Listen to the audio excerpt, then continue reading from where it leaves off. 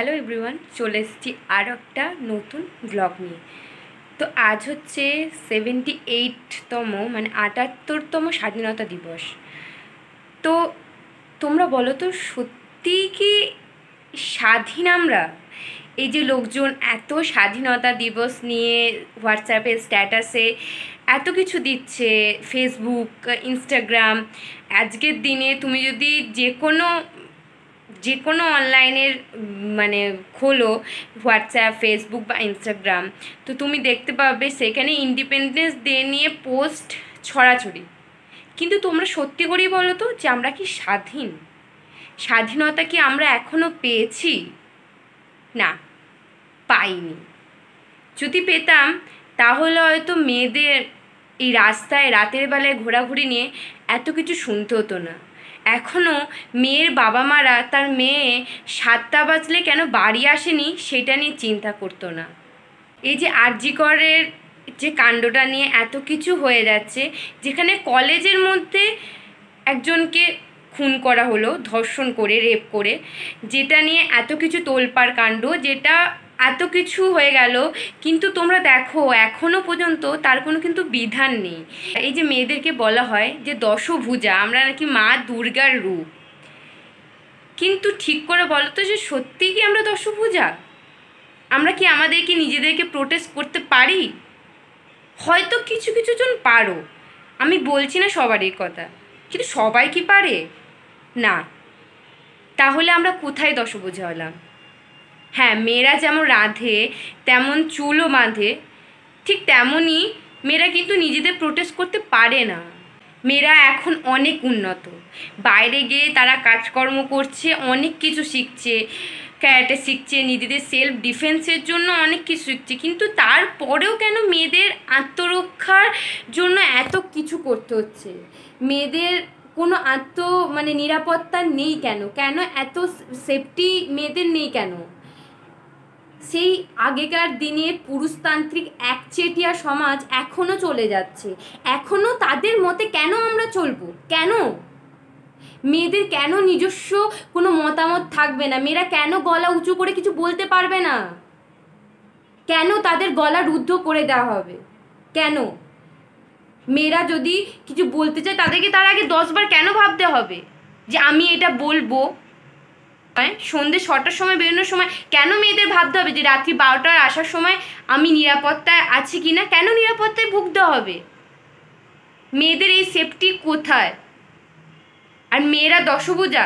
না, এখন আর নেই, মেয়েরা দশভুজা নেই। যদি তুমি মা দুর্গার কথা বলো, মা দুর্গা তো অসুরদের কাছ থেকে নিজেকে রক্ষা করেছিলেন, কিন্তু আমরা কোথায়? সেই পশুর মতো মানুষদের কাছ থেকে আমরা নিজেদের রক্ষা করতে পারছি কি? পারছি না। তারা সেই অমানবিক অত্যাচারটা দিন দিন চালিয়ে যাচ্ছে। হ্যাঁ, আমার বাড়িও গ্রামে, আমিও একজন গ্রামের মেয়ে, আমার মা বাবাও চিন্তা করে। হ্যাঁ, আমি বাইরে কাজ করতে পারি, কিন্তু আমার মা বাবা চিন্তা করে যে মেয়েটা ঘরে ফিরলো কি না। সন্ধ্যে 6টা হলেই আমার মা আমাকে ফোন করে বলে, কী রে, বাড়ি ফিরলি? আমার মা এখনও সেই নিরাপত্তাটা পায়নি যে তার মেয়ে সেফটি আছে। হ্যাঁ, এখানে দিল্লির মতো জায়গায় হয়তো নিরাপত্তা আছে, আমি বলবো না একদমই, হয়তো এখানে সবসময় পুলিশ ঘোরে, নিরাপত্তা পাওয়া যায়, কিন্তু পশ্চিমবঙ্গের মতো জায়গায় যেখানে দিন দিন প্রত্যেকটা দিন খবরের কাগজে একটার পর একটা অমানবিকভাবে অত্যাচার, এগুলো কেন চলছে? কেন আমরা কেন মোমবাতি হাতে নিয়ে দাঁড়াবো? কেন মেয়েরা গর্জে উঠতে পারছে না? কেন আমরা খড়গ হাতে তুলে নিতে পারছি না? এখন আর মা দুর্গা নয়, আমাদেরকে হতে হবে মা কালী, মা রণচণ্ডীর মূর্তি ধরতে হবে মেয়েদেরকে। যদি মেয়েরা পারে, কিন্তু মেয়েরা সব পারে, কিন্তু মেয়েরা করছে না, তোমরা হয়তো দেখবে আজকেই একটা হয়েছে, একটা এই যে মেয়েরা মিছিলে নামছে বলে কলকাতায় অনেক জায়গায়, এমনকি প্রত্যেকটা রাজ্যে, দিল্লি, গুজরাট, সমস্ত রাজ্যে, পাটনা, বিহার, কোচবিহার, সমস্ত রাজ্যগুলোতে এই ইন্ডিয়া নিয়ে, এমনকি বাইরেও প্রবাসেও, আমেরিকা, ক্যালিফোর্নিয়া, প্রত্যেকটা জায়গায় দেশে এটা নিয়ে আন্দোলন চলছে। এর জন্য একটা মেয়েকে, বর্ধমানের একটা মেয়েকে নৃশংসভাবে খুন করা হয়েছে। সেই অত্যাচার কিন্তু এখনও চলে যাচ্ছে, আমরা কিন্তু আটকাতে পারছি না। আমরা মোমবাতি হাতে নিয়ে বা গলা চেঁচিয়ে আমাদের কিচ্ছু রক্ষা করতে পারবো না। আমরা পারবো না আমাদেরকে রক্ষা করতে এই মোমবাতি হাতে নিয়ে। উই ওয়ান্ট জাস্টিস, এই কথাটা বলে কিন্তু আমরা জাস্টিস পাবো না বা জাস্টিস পেতে পারি না। যখনই আমরা রণচণ্ডীর মূর্তি ধরবো, মা কালীর মূর্তি ধরবো, যখন হাতে আমরা অস্ত্র তুলে নেব, তখনই আমরা পাবো সেই পশুর মতো মানুষদের থেকে মুক্তি। মেয়েদেরকে নিজেদের প্রতিরক্ষা, নিজেদের আত্মরক্ষার দায়িত্ব নিতে হবে। আমরা উই ওয়ান্ট জাস্টিস করে কিচ্ছু পাবো না। হ্যাঁ, মিছিল হচ্ছে প্রত্যেকটা দিন। মেয়েরা আজকেই যে স্বাধীনতা দিবসে রাতে আমাদের প্রত্যেকটা জায়গায়, আমি বর্ধমান জেলার মেয়ে, বর্ধমানে অনেক জায়গায় এটা নিয়ে আন্দোলন হচ্ছে। উই ওয়ান্ট জাস্টিস, মোমবাতি হাতে তুলে নিচ্ছে। কিন্তু কেন মোমবাতি? কেন মেয়েদের জন্য মোমবাতি? কেন মোমবাতি নয়, আর নিজেদের রক্ষার জন্য নিজেদেরকে হাতে লাঠি তুলে নিতে হবে, রণচণ্ডীর মূর্তি ধরতে হবে, সেই পশুর মতো মানুষগুলোকে মারার জন্য, নিজেদেরকে রক্ষা করার জন্য।